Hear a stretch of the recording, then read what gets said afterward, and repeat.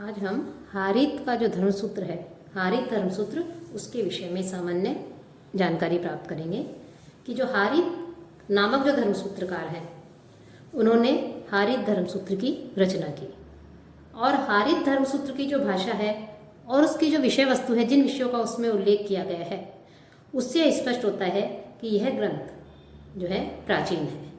गद्य के साथ साथ अनुष्टुप एवं जो त्रिष्टुप छंद है उनका भी इसमें प्रयोग किया गया है।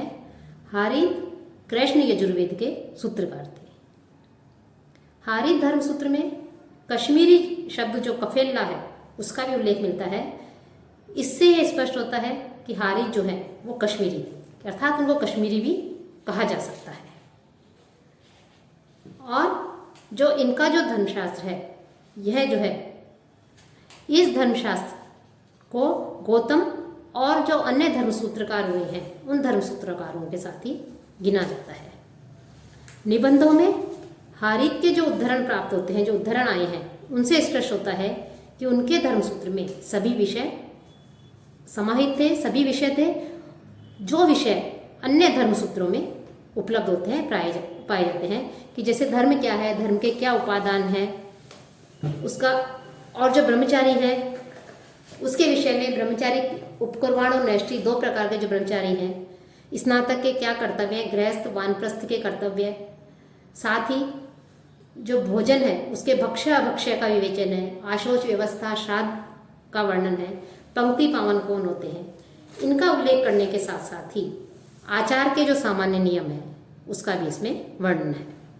साथ ही जो पंच महायज्ञ बताए गए हैं उनका वर्णन है, वेदाध्ययन की क्या विधि है, इसके उल्लेख के साथ साथ राजधर्म का भी इसमें वर्णन किया गया है कि शासन किस प्रकार से चलाया जाए, न्याय किस प्रकार से किया जाए, न्यायालय की क्या पद्धति है, व्यवहारों की किस प्रकार से वर्णन उसमें व्यवहार किया जाता है उसका वर्णन है, पति पत्नी के कर्तव्य, अनेक प्रकार के पाप कर्म और उनके लिए प्रायश्चित जो है उसका भी इसमें उल्लेख मिलता है, और मार्जन स्तुति का भी उल्लेख मिलता है।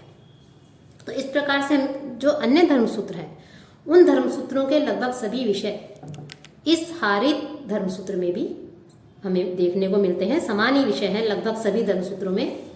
हारित ने वेद वेदांगों के साथ साथ धर्मशास्त्र, अध्यात्म और अन्य जो ज्ञान है उन ज्ञान की जो विभिन्न शाखाएं हैं उनकी ओर भी इन्होंने संकेत दिया है। हारित ने लगभग जो उदाहरण लिए हैं अपने इस धर्मसूत्र में, वो उन उदाहरणों को से स्पष्ट होता है कि इन्होंने लगभग सभी वेदों से उदाहरण ग्रहण किए हैं। वो किसी एक विशिष्ट वेद से संबंध नहीं थे। उन्होंने कुछ सिद्धांतों का भी प्रयोग किया है। उन्होंने अष्ट विभागों में 2 को क्षेत्र और मानुष का है, लेकिन आश एवं प्राजापत्य को उन्होंने की गणना नहीं की है। साथ ही हारित ने 2 प्रकार की स्त्रियों की चर्चा की है, ब्रह्मवादिनी एवं सद्योवतु, जिनमें पहले प्रकार की जो नारियां होती हैं, जो ब्रह्मवादिनी जो स्त्रियां होती हैं, उनको उपनयन संस्कार करने का अधिकार है, कराने का। कि यहाँ पर यह बात विशिष्ट रूप से उल्लेखनीय है कि हारित ने स्त्रियों को उपनयन संस्कार कराने का अधिकार दिया है, कि उसमें जो ब्रह्मवादिनियां हैं उनको यह अधिकार है कि वो उपनयन संस्कार करा सकती हैं। वे अग्निहोम भी करा सकती हैं, करने सकती हैं, और वेदाध्ययन करने की अधिकारिणी भी हैं। तो इस प्रकार से उन्होंने मुख्य रूप से स्त्रियों को महत्व देते हुए ब्रह्मवादिनियों को उपनयन संस्कार का अधिकार दिया है। साथ ही 12 प्रकार के जो पुत्र बताए गए हैं उन पुत्रों को भी उन्होंने इसमें उल्लेख किया है, उनका वर्णन किया है। और इनका जो यह ग्रंथ है, इस ग्रंथ में उन्होंने जो गद्य जो भाषा की है, इसमें समाविष्ट है, इसमें जो भाषा है वो गद्य पद्य मिश्रित है। तो गद्य पद्य मिश्रित भाषा में इन्होंने इसका वर्णन किया है।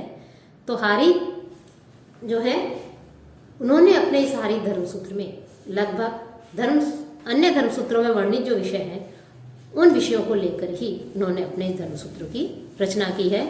और इन्होंने सबसे मुख्य बात जो वो यह है कि इन्होंने ब्रह्मवादिनी जो स्त्रियां हैं उन स्त्रियों को उपनयन संस्कार कराने का, वेदाध्ययन का और अग्निहोम आदि करने का अधिकार दिया है।